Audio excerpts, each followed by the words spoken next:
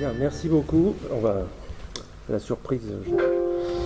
Donc, je vais d'abord remercier les organisateurs de leur invitation à participer à cette journée sur un sujet qui m'a obligé beaucoup à réfléchir, puisqu'en fait l'entrée par la question des pédagogies différentes de leur évaluation, c'est effectivement pas une entrée, comment dire, très développée, on va dire. Donc je vais essayer d'intervenir en trois temps. Moi, mes travaux de recherche, je les situerai dans les recherches en pédagogie, dans le champ des sciences de l'éducation. Et notamment, je vais essayer dans un premier temps d'expliquer rapidement ce que nous, on entend par pédagogie différente, puisqu'on est dans un champ social où il y a beaucoup de phénomènes de mode sur ces enjeux-là. Et je pense que je pourrais m'appuyer sur les présentations de Philippe Mérieux de ce matin pour montrer qu'il y a sans doute des formes de pédagogie qui sont tellement en rupture qu'elles impliquent peut-être qu'on ait d'autres outils d'analyse pour les comprendre que simplement de la mesure d'effet de réussite scolaire. Dans un deuxième temps, je voudrais développer la question du coup des résultats qu'on peut avoir sur les recherches sur ces pédagogies. Et puis défendre l'idée que, justement, mais je crois que ça va faire la suite, et finalement c'est peut-être bien qu'on soit sur la même table ronde, sur le fait qu'il y a un enjeu pour comprendre les pratiques pédagogiques, on ne soit effectivement pas tout le temps que dans des critères quantitatifs. Je ne vais pas m'opposer aux critères quantitatifs, je vais m'opposer à leur hégémonie dans certaines représentations. Voilà. Donc, qu'est-ce qu'on pourrait appeler des pédagogies différentes ou des pédagogies alternatives? Là, on peut se dire que globalement, dans le champ des pratiques d'éducation, et on a eu beaucoup de perspectives historiques depuis ce matin, on a une foule de propositions, de pratiques qui nous viennent de différents courants et dont le degré de rupture avec ce qu'on appelle la forme scolaire est variable. Alors la forme scolaire, c'est un concept qui a été élaboré par un sociologue qui s'appelle Guy Vincent, un Lyonnais, et qui positionne qu'en fait, dans la construction historique de notre système éducatif, il y a un moment donné où il y a une forme de socialisation des apprentissages qui se retrouvait d'une certaine manière assimilée à l'école. On peut situer ça dans l'héritage des Lassaliens, dans l'héritage des Jésuites, avec une manière de penser l'école comme un lieu séparé de la vraie vie, un espace dédié, dévolu aux apprentissages, et une forme de relation, et je repense aux présentations de ce matin sur les enjeux de relation, et une forme de relation plutôt centrée sur les enjeux d'apprentissage scolaire, avec des règles très impersonnelles qui font qu'on ne se fait pas de check quand on rentre dans la classe, quoi, par rapport à ce qu'on a vu ce matin. Et donc par rapport à ces enjeux-là, nous on utilise ce repère de la forme scolaire pour penser ce qu'on pourrait appeler une pédagogie différente. On va considérer en gros que la forme scolaire, au sens de Guy Vincent, représente ce qu'on pourrait appeler les pédagogies traditionnelles, et puis qu'il y a eu d'autres courants qui ont construit d'autres approches. D'autres approches qui, si on prend la thématique de notre journée, sont des approches qui vont peut-être être plus ou moins adaptées, ajustées, ou une manière de répondre peut-être à des besoins particuliers de certains élèves. Alors, je peux continuer mon coming out pédagogique tout de suite, ça permettra de comprendre mon propos. Moi, pour ma part, je travaille depuis des années avec un mouvement qui s'appelle l'ICEM Pédagogie Freinée, et on a un projet de recherche en ce moment où notre hypothèse est de se dire que par rapport à l'ensemble des grandes préconisations sur l'école inclusive, nous avons peut-être déjà dans notre histoire des fonctionnements pédagogiques qui, d'une certaine manière, ont construit des modélisations inclusives. Alors, elles ne sont peut-être pas parfaites, mais elles existent, et qu'il ne s'agit peut-être pas de réinventer l'eau tiède en permanence, si on est sur ces enjeux-là. Et donc, si je continue cet élément, c'est que du coup, on va regarder les degrés de rupture qu'il peut y avoir dans les pratiques. Et là, il y a beaucoup de malentendus, et notamment les recherches et interventions que vous venez de présenter, moi, m'intéressent beaucoup, mais elles ont en général comme caractéristique de ne pas chercher à bousculer le modèle, mais de chercher à l'ajuster, en fait. Autrement dit, ça nous donne une réflexion sur les formes de l'activité qu'on va pouvoir proposer aux enfants. Et donc, nous, on travaille sur une petite distinction qui est toute bête. On aime bien les jeux de mots en sciences de l'éducation. Moi, je distingue ce que j'appelle les alternatives pédagogiques et les pédagogies alternatives. Voilà. Alors, les alternatives pédagogiques, ça serait des pratiques qui, du côté de l'innovation, nous renvoient à des ruptures, mais qui sont des ruptures liées simplement au format de l'activité. Autrement dit, on ne change pas la démarche axiologique, on ne touche pas au projet de l'institution scolaire, on ne touche même pas à ses modes de socialisation, on touche simplement à des formats d'apprentissage au nom de l'efficacité. Et c'est ce qu'on va retrouver du coup de manière très valorisée dans l'institution scolaire, sous par exemple le numérique est de fait une innovation, Mais le numérique n'a manifestement pas modifié, il pourrait d'une certaine manière, mais le numérique tout seul ne modifie pas fondamentalement les pratiques scolaires. Le fait que j'ai un magnifique diaporama aujourd'hui renforce même au contraire la magistralité. Et donc si on analyse comme ça veut dire que la question de l'innovation, elle est à penser dans son degré de rupture. Voilà. Et on a par contre, dans notre tradition pédagogique, alors européenne, française, américaine, des propositions qui, elles, sont de rupture forte et qui vont toucher, là, du coup, à ce qu'on pourrait appeler des pédagogies alternatives, mais si on ne veut pas être embêté par les termes, ma collègue Marie Lorviot parle de pédagogie différente, c'est-à-dire des pédagogies dans lesquelles on va chercher une entrée globale sur les apprentissages qui elle-même s'inscrit, pour reprendre les propos de ce matin, dans un autre projet axiologique. C'est-à-dire, c'est pas seulement faire l'école autrement, c'est faire une autre école. Et quand on situe ce degré de rupture, ce que je vais essayer de défendre, c'est que du coup, ça devient très compliqué d'évaluer ces pédagogies, parce qu'en fait, quand on fait des enquêtes sur ces pédagogies, si on ne prend pas en compte cette dimension, on risque de les analyser avec des outils qui vont être centrés sur certains aspects, notamment en général la réussite scolaire, mais passer complètement à côté des autres dimensions que visent ces pédagogies, notamment les dimensions psychosociales. Et là, pour moi, c'est un enjeu très fort de se dire que peut-être que le thermomètre que nous avons pour évaluer l'efficacité des pédagogies est potentiellement un peu trop limité. Et c'est ce qui va nous amener à constater, ou dans certaines enquêtes internationales, à les considérer comme étant peu intéressantes ou peu efficaces. Elles ne le sont pas de par principe. Mais en tout cas, il me semble que si on doit les évaluer, il faut qu'on se pose la question de leur projet. On ne peut pas évaluer autrement que par rapport au projet qui est poursuivi. Alors, juste pour refaire un petit retour, je fais attention au temps aussi, mais on en a un peu plus, finalement, on n'est pas trop mal par rapport à ça. C'est que la plupart des pédagogies que nous avons, nous, en France, viennent du courant de l'éducation nouvelle, de l'école moderne et des méthodes actives. Et ça nous rejoint la présentation piagétienne qu'on avait tout à l'heure, c'est-à-dire que ce courant pédagogique, pour aller très vite, il s'est construit au XIXe siècle en rupture et en opposition avec la pensée de la forme scolaire traditionnelle, avec des pédagogues qui essaient de penser une éducation qui, justement, n'est pas que transmission de savoir, mais qui est aussi éducation fonctionnelle, qui est aussi travail émancipateur et donc responsabilisant, qui s'appuie effectivement sur les méthodes actives. Et là, pour le coup, quand je voyais la question d'une épistémologie fondée sur la preuve, par exemple, il est intéressant de se dire que l'éducation nouvelle est un mouvement qui a cherché à faire une pédagogie scientifique. Autrement dit, la référence absolue de ce courant, ça a été la psychopédagogie, qui a été à un moment donné utilisée comme un outil pour venir dire, voilà, nous, nos pratiques sont vraies, elles fonctionnent. D'ailleurs, les psychologues disent que, et notamment, moi je commence à vieillir, mais quand j'ai démarré dans ces courants-là, à la fin des années 1980, les références à Vallon, à Piaget étaient omniprésentes dans les présentations. Parce que la légitimation scientifique se faisait du côté de la pédagogie, de la psychologie dans ces courants. Donc, ça, c'est le premier élément. Le deuxième élément, c'est du coup des pédagogies qui vont chercher à construire une autre école, notamment en pensant l'environnement. Et donc, un environnement qui va prendre en compte les besoins de l'enfant, qui va intégrer, par exemple, une pédagogie des centres d'intérêt, et aussi ce qu'on pourrait appeler une conception naturaliste de l'éducation, qui va aller jusqu'à produire ses propres théories. Et c'est là où ce courant est intéressant aussi, puisqu'en fait, si vous allez chez des pédagogues comme Montessori ou comme Freinet, ils sont pédagogues au sens de Jean Housset, ce sont des praticiens théoriciens de l'action éducative. Autrement dit, à partir de leur action éducative, ils produisent une théorie de l'éducation. Freinet a eu la prétention, entre guillemets, de vouloir produire une théorie psychologique, empiriste mais psychologique. Donc on est vraiment sur un courant assez intéressant. Et si on veut analyser les pratiques, donc les figures référentes, je vous ai remis pour ceux qui ne connaissent pas bien, mais pour la plupart, ça doit être des figures relativement connues, que ce soit Dewey, Montessori, de Krolik, Laparette, Ferrière, Cousinet, Freinet, Freire, Fernand Horry. On a dans les figures de ces mouvements systématiquement un projet de rupture axiologique.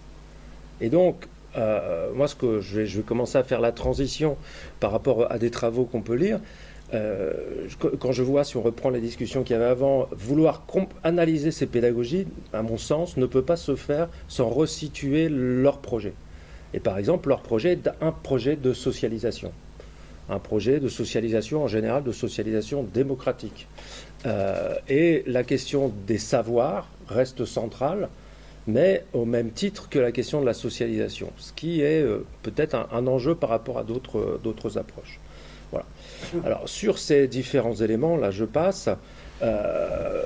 Place de l'enfant prise en compte, j'avais essayé de relister, place de l'enfant prise en compte des centres d'intérêt, des besoins et particularités de l'enfance. Nous, on le retrouve dans les enquêtes actuelles sur différents courants. Par exemple, aujourd'hui, la question de l'aménagement de l'environnement d'apprentissage et de l'ouverture au milieu, c'est quelque chose qui revient très fortement. Certains connaissent peut-être le courant des classes flexibles, des environnements flexibles, des labs qui se développent, où moi je suis en train de suivre une thèse sur l'école dehors, qui depuis 5 ans redevient quelque chose très à la mode. Le retour des méthodes actives aussi, qui prennent la forme des approches socio-constructivistes, et puis la question de la fonctionnalité. Donc, si je vais sur la question de la mesure de l'efficacité de ces pratiques, là, on commence à être un petit peu embêté. Alors, pour préparer cette intervention, moi, j'ai essayé de rechercher toutes les recherches disponibles de type un peu longitudinal qu'on peut trouver sur l'efficacité de ces pratiques. Et clairement, je n'ai pas trouvé grand-chose. Je n'ai pas trouvé grand-chose parce que, en fait, ce sont des pratiques qui ont été évaluées massivement, ou en tout cas analysées massivement dans des travaux de recherche ou des thèses, dans un registre essentiellement analytique et compréhensif. Sur la pédagogie freinée, il y a une vingtaine de thèses.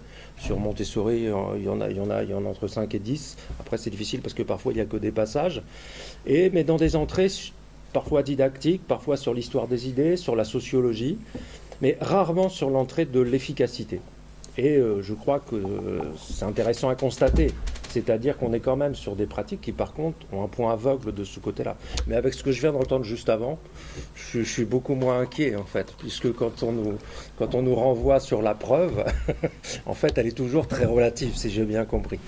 Et donc, par rapport à ça, on a je vais prendre l'exemple de la pédagogie freinée, ce que j'ai le plus travaillé pour ma part. On a, par exemple, 3 enquêtes en 40 ans qui sont repérées, référencées dans une approche un peu longitudinale et transversale. C'est pas énorme, quand même, hein.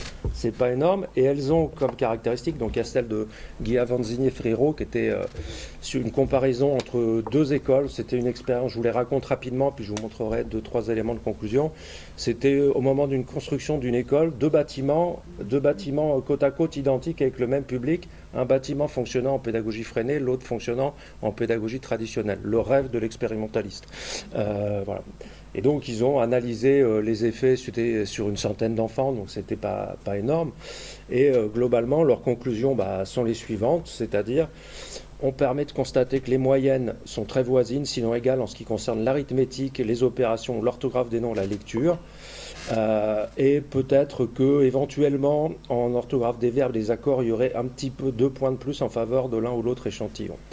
Globalement, on a là le résumé des questions des résultats scolaires des enquêtes sur ces pédagogies. On ne voit quasiment jamais de résultats, plus performants à travers ces pédagogies dans le registre scolaire. On peut prendre ça comme une très mauvaise nouvelle, mais moi je peux le prendre à l'inverse, comme plutôt une bonne nouvelle. C'est-à-dire que ces pédagogies en termes scolaires ne défavorisent pas les enfants.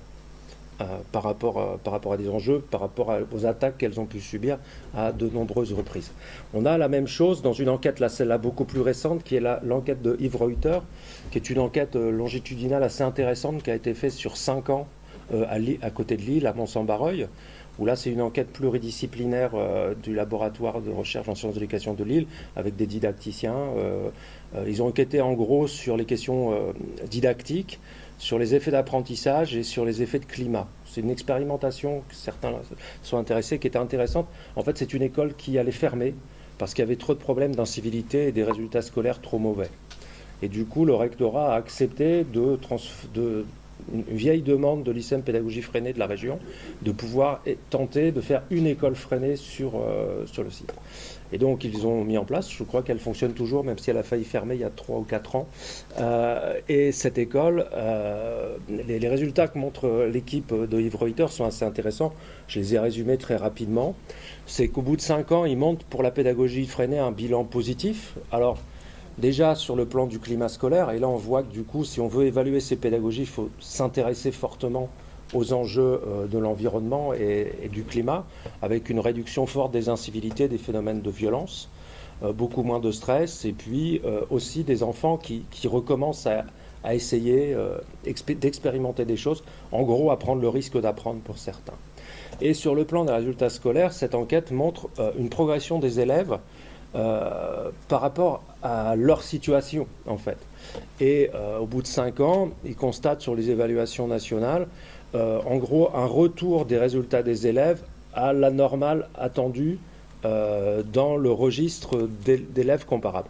Et on retrouve cette idée globalement que ce sont des pédagogies qui ne vont pas avoir des effets particulièrement visibles sur la réussite scolaire et les enjeux les enjeux d'apprentissage, mais par contre, ils ont quand même réussi à travers cette pratique à structurer, à ramener les enfants à une forme de normalité.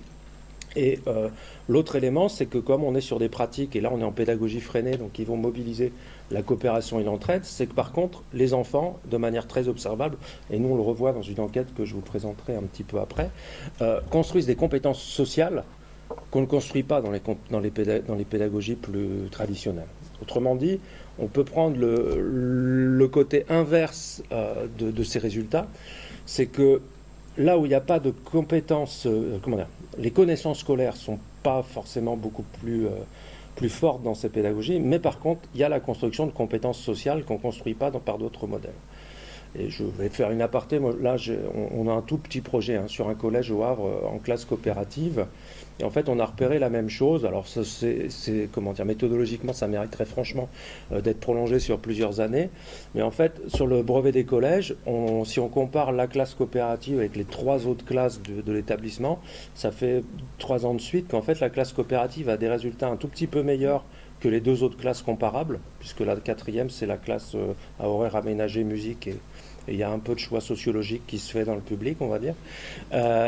Et par contre, quand on analyse le détail des résultats, en fait, les gamins de cette classe ont des meilleurs résultats parce qu'ils ont des meilleurs résultats à l'oral.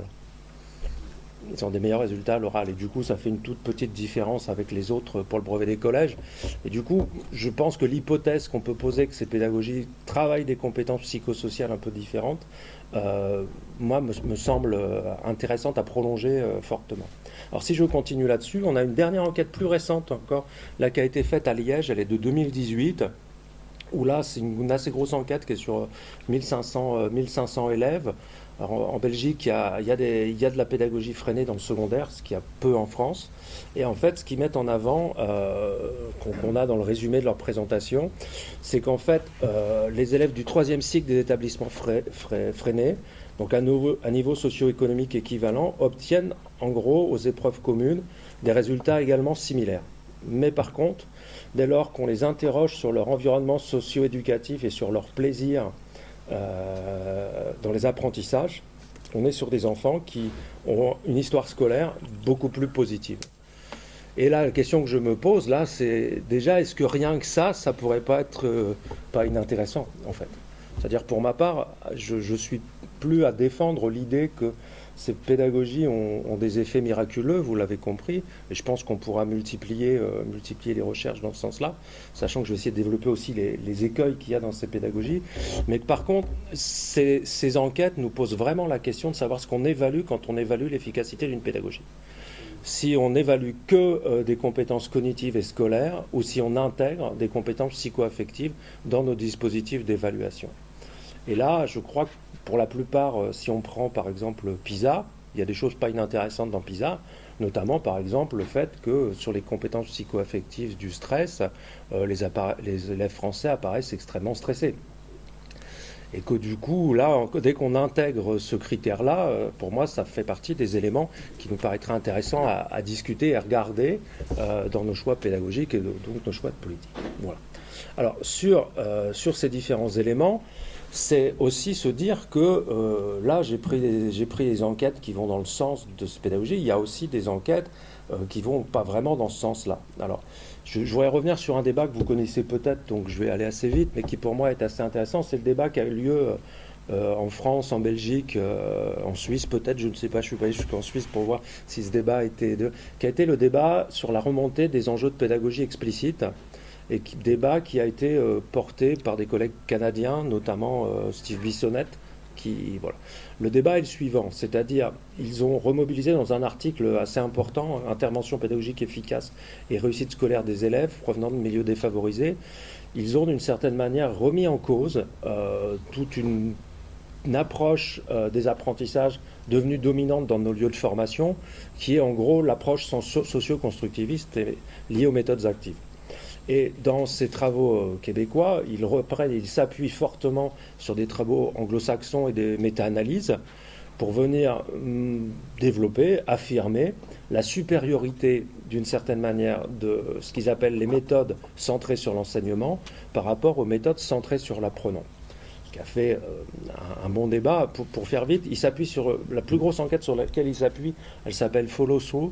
C'était une enquête qui comparait 9 types de méthodes séparées, qui s'est déroulée pendant 10 ans aux USA, entre 1972 et 1980, et qui est une enquête, très très grosse enquête. Je crois que c'est plus de 70 000 enfants de mémoire, il faudrait vérifier. Et derrière, pour montrer que globalement, les méthodes d'instruction directe associées soit à des approches plutôt behavioristes, et eux, ils vont développer sous le nom de pédagogie explicite aujourd'hui la pédagogie du modelage, en fait, soit sur des approches plus traditionnelles de l'enseignement direct en lecture, que ces méthodes seraient plus efficaces et avec un argument d'autorité assez fort dans l'ensemble de leurs articles, quoi.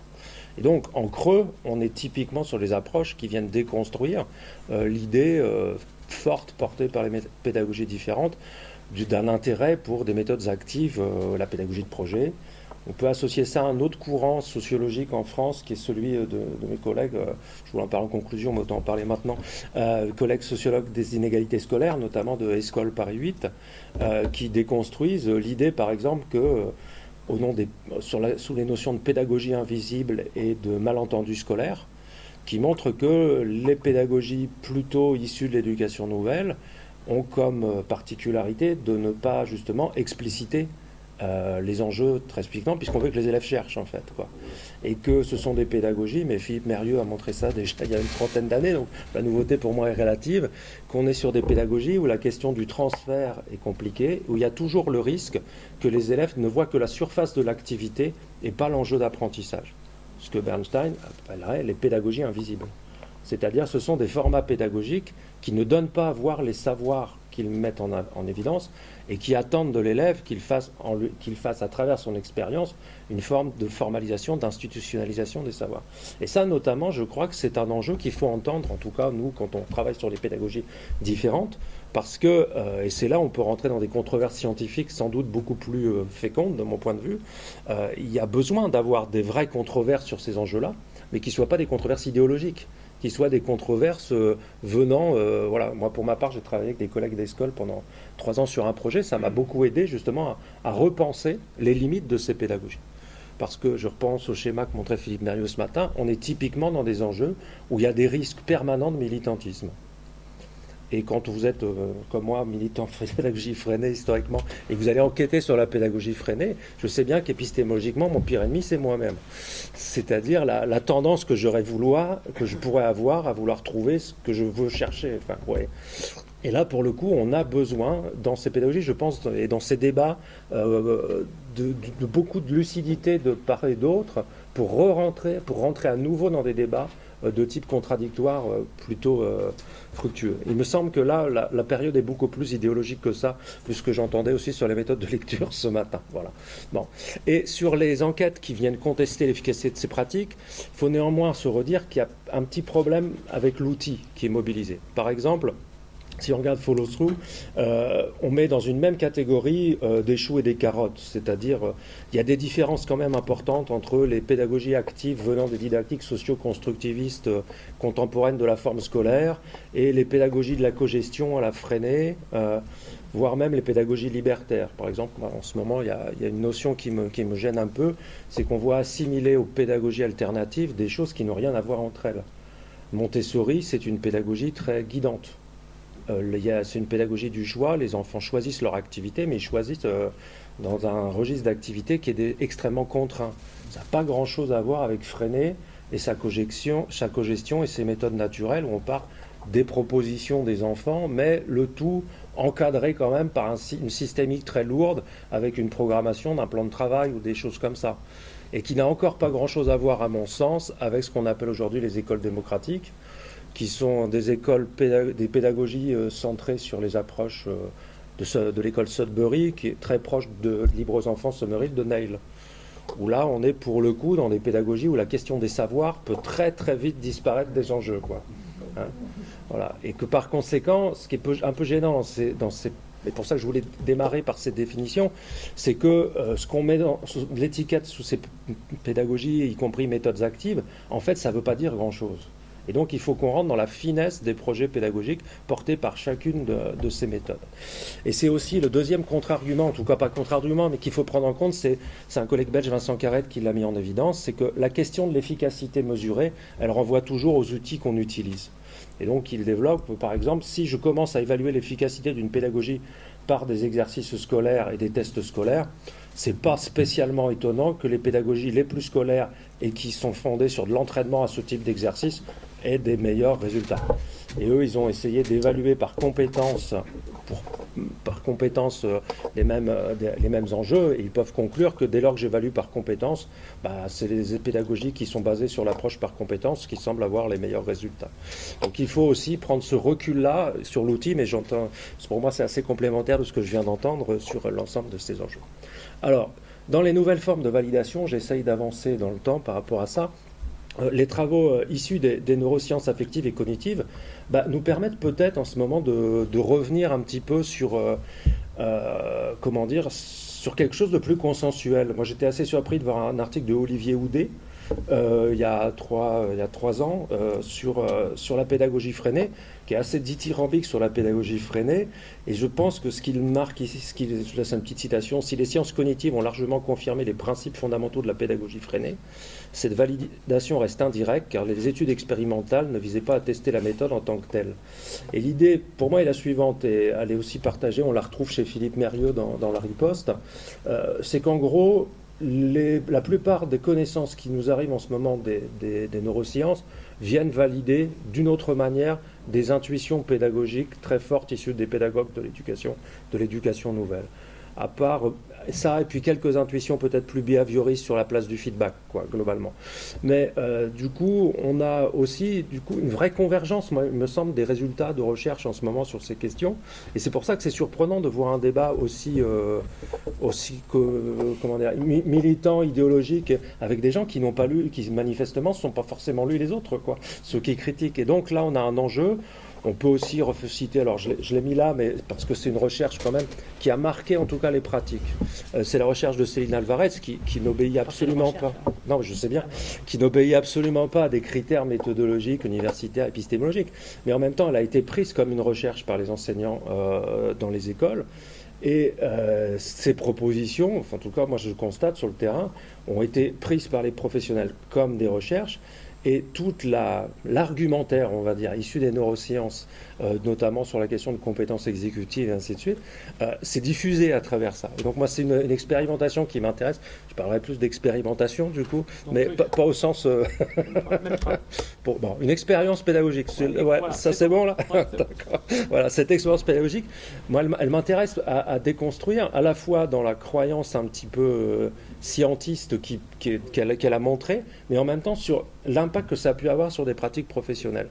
Et donc là, on a des enjeux sans doute à réfléchir aussi sur la communication et la déconstruction. Alors, je voulais terminer sur la difficulté méthodologique du coup à évaluer les effets randomisés de ces pédagogies. Je crois que ça va être complètement dans le sens de l'intervention précédente, c'est-à-dire que le monde scolaire est quand même un espace complexe, difficilement réductible à des variables. Et donc c'est là où c'est comme ça que moi j'ai compris la proposition d'Olivier Houdet. Ce qui m'a intéressé, c'est l'idée de dire on a besoin de tous les travaux plutôt dans des démarches expérimentales qui vont valider, invalider différentes dimensions, mais sans la tentative applicationniste, je dirais, puisque le milieu résiste toujours, la complexité du milieu résiste toujours par rapport à la situation artificialisée et c'est là où, sur les recherches, y compris les recherches interventionnelles, il y a toujours une réduction du milieu qui mériterait, enfin, qui me paraît quasi impossible à construire. Ensuite, le fait aussi, c'est ce qu'on est sur ces pédagogies, la variabilité des pratiques à l'intérieur de ces pédagogies est extrêmement importante. Et donc, on évalue là encore probablement des choux et des carottes sous une même étiquette. Autrement dit, si je prends la pédagogie freinée, il est très difficile d'identifier des praticiens mettant en œuvre ces méthodes dans une globalité, dans un temps long. Parce que les pratiques des professionnels sont variables, parce que les étiquetages sont variables. Alors je vous ai mis ce que ça m'a fait rigoler, là c'est un rapport du Sénat de 2022, en février, là, qui nous dit que, alors, ils ont évalué le dédoublement des CP à 12, ils ont interrogé les enseignants sur les pratiques qu'ils font. Et ils nous disent que globalement, 60% des enseignants en REP déclarent recourir à la pédagogie Montessori et 59% à la pédagogie freinée, contre respectivement 43% et 41% pour l'ensemble des enseignants. Je ne sais pas si vous êtes allé depuis longtemps dans des écoles, mais le chiffre est plutôt surprenant. C'est-à-dire que globalement, il est fort probable qu'il y ait une confusion entre l'utilisation de techniques venant de ces pédagogies et la mise en œuvre de la systémique de ces pédagogies. Et oui, 60% des enseignants utilisent peut-être à un moment donné un outil Montessori, un outil freiné. Et là, du coup, pour moi, c'est une vraie question méthodologique. C'est-à-dire, à partir de quand je vais pouvoir considérer que je vais évaluer, je vais travailler dans une école freinée ou Montessori, c'est-à-dire. Et pour le coup, ça fausse sans doute aussi pas mal de résultats par rapport à ces enjeux quand on parle de ces pédagogies. Et l'autre élément, c'est que la variabilité, du coup, elle se joue aussi à l'intérieur des pratiques des professionnels. Les professionnels se reconnaissent de moins en moins dans une pédagogie donnée. Et il y a des formes d'hybridation de ces pédagogies, alors qui peuvent poser des problèmes un peu de valeur, on va dire, parce que quand on connaît la systémique Montessori, la systémique freinée, c'est pas totalement compatible quand même dans la place de l'enfant. Mais les professionnels, eux, construisent un modèle qui leur paraît cohérent. Et qu'est-ce que c'est comme pédagogie? J'aurais un peu de mal à le définir. Est-ce que je peux prendre encore 5 minutes? Oui. Ouais, bon, voilà. Et donc, par rapport à l'ensemble de ces enjeux, je voulais terminer du coup sur le fait de défendre l'idée que, loin de moi l'idée de remettre en cause les recherches randomisées qui, pour moi, ont un vrai intérêt pour, à un moment donné, arbitrer sur certaines choses et attirer notre attention sur des croyances, sur des mythes dans pédagogie et pour pouvoir les rediscuter en tout cas. Mais je crois qu'on a besoin de toute façon d'une approche complémentaire entre des approches plus expérimentalistes et des approches de type qualitative. Alors nous, on est plutôt du côté des recherches qualitatives. Donc ce que je vais appeler la recherche qualitative, c'est dans le cadre de recherche pédagogique qui vise à accompagner la transformation des pratiques, mais en essayant de faire en sorte que les acteurs, les enseignants, les professionnels, on fait ça aussi dans le périscolaire, puissent s'en emparer. Et donc, on est clairement inscrit dans une dynamique épistémologique qui n'est pas objectiviste, qui n'est pas distanciée et qui a une visée transformative. Or, pour le coup, ces épistémologies, moi, c'est ce qui me gêne un peu dans certains débats, c'est qu'elles me semblent tout aussi légitimes à l'université, notamment, que des épistémologies rationalistes, positivistes. Et il faut qu'on puisse aussi, là, construire, je pense, une discussion, un élément de travail collectif, parce que ces différentes entrées se répondent, à mon sens, plus qu'elles ne s'opposent. Donc nous, on fait plusieurs types de recherches dans ce sens-là. C'est des recherches qualitatives puisqu'elles sont compréhensives. Et notre objectif, c'est d'essayer de comprendre la complexité des pratiques par des techniques d'enquête ouvertes. Donc on utilise du coup ce qu'on pourrait appeler, là on fait de la recherche sûre. Et on travaille avec des entretiens avec les éducateurs, des observations, des entretiens avec les enfants, avec les familles, pour essayer de comprendre à la fois du point de vue d'un chercheur extérieur et du point de vue des acteurs ce qui se joue et des personnes ce qui se joue. Et là, pour le coup, on est vraiment dans des formes de validation empirique, mais qui ont quand même un sens. C'est-à-dire, pour moi, quand je travaille avec des enseignants et qu'à un moment donné, là, je prends l'exemple des classes flexibles qui est un peu à part, en ce moment, on a une recherche sur un terrain où l'ensemble des enseignants se déclarent satisfaits de cette forme de travail et positionnent que, ça a changé leur manière de faire, ça leur redonne goût à leur travail et qu'ils voient leurs élèves progresser. Quel statut je peux donner à cette affirmation? Voilà. Pour moi, c'est une forme de validité. Alors, une validité empirique, mais c'est quand même une forme de validité. Et donc il faut qu'on puisse faire dialoguer cette forme de validité aussi avec les limites qui vont être posées certainement par d'autres recherches qui vont nous montrer que peut-être que leurs impressions d'effet sur leurs élèves, c'est pas vraiment comme ça que ça marche à l'arrivée. Et que du coup on va pouvoir nuancer les choses. Mais ces deux éléments me paraissent, alors certainement pas du même poids dans la balance, mais en tout cas on leur place tous les deux dans la balance de mon point de vue. L'autre élément, c'est aussi des recherches-actions que nous on fait plutôt participatives, qui seraient sans doute de la même famille que vos recherches-interventions, mais par contre nous on les gère dans l'horizontalité. Et là c'est aussi une autre question qui est posée à la recherche sur ce type de pédagogie, c'est-à-dire que les experts de ces pédagogies, c'est pas les chercheurs. Les experts de ces pédagogies, c'est les praticiens.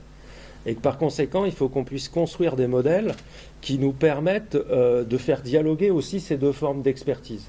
Et donc, nous, on travaille sur des recherches du type, donc on appelle ça recherche-action collaborative ou recherche-action-intervention. Voilà.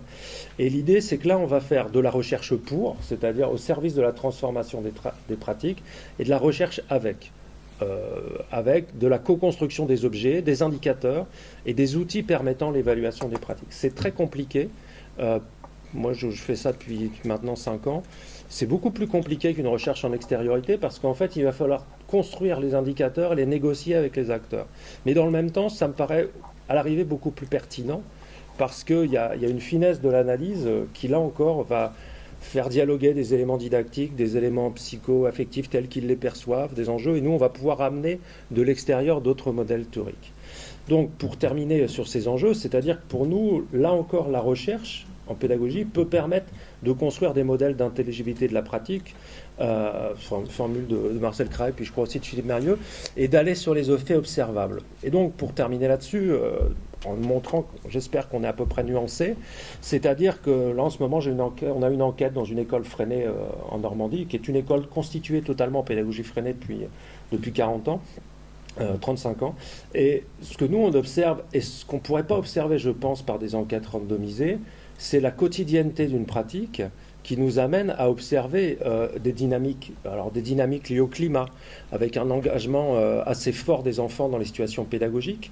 Et on observe les effets de mobilisation et de motivation. C'est-à-dire qu'il y a des observables de savoir si les gamins se mettent au travail, ne se mettent pas au travail, le font spontanément, cherchent à tricher, ne cherchent pas à tricher.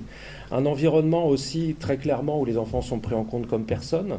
Et là, par rapport à ce qu'on disait ce matin sur les enjeux d'attachement, sur les enjeux de relation bien-être au mieux-être, nous, on peut observer des choses de l'extérieur. Cette question donc des espaces inclusifs avec des pratiques institutionnalisées, notamment autour des débats réglés, et puis ce que je disais tout à l'heure sur la construction de compétences sociales. Mais aussi parce qu'on est des chercheurs, puis je m'arrêterai là, globalement, nous observons aussi comment ces pédagogies peuvent être l'objet d'énormes malentendus. Malentendus sur les procédures, les principes organisateurs des pratiques, qui fait que l'analyse complexe se retrouve. C'est-à-dire, là, c'est une école freinée.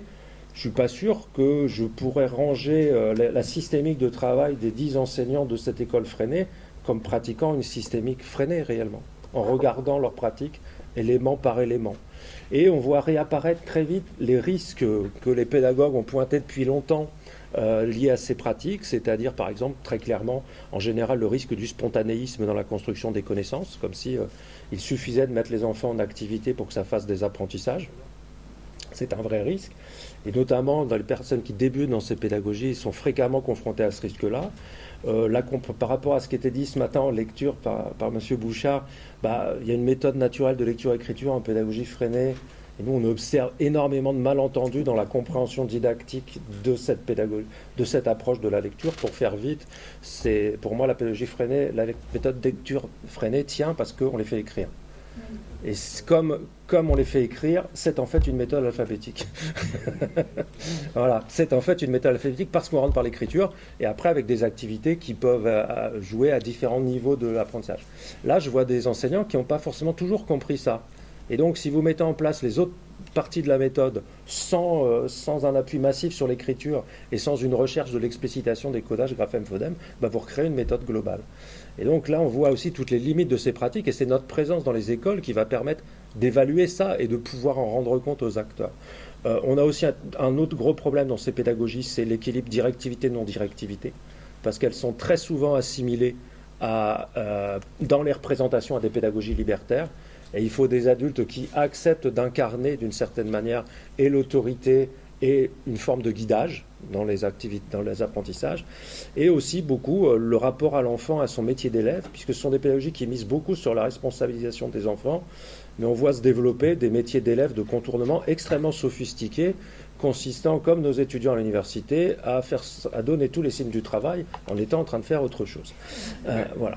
Donc c'est là-dessus que je voulais aller pour montrer que globalement, les recherches qualitatives peuvent quand même nous apprendre beaucoup de choses sur ces pédagogies, et sans être dans un militantisme, venir de manière très complémentaire, avec des recherches plus extérieures et randomisées, nous aider à penser l'efficacité de ces pratiques. Voilà, je vous remercie. Voilà.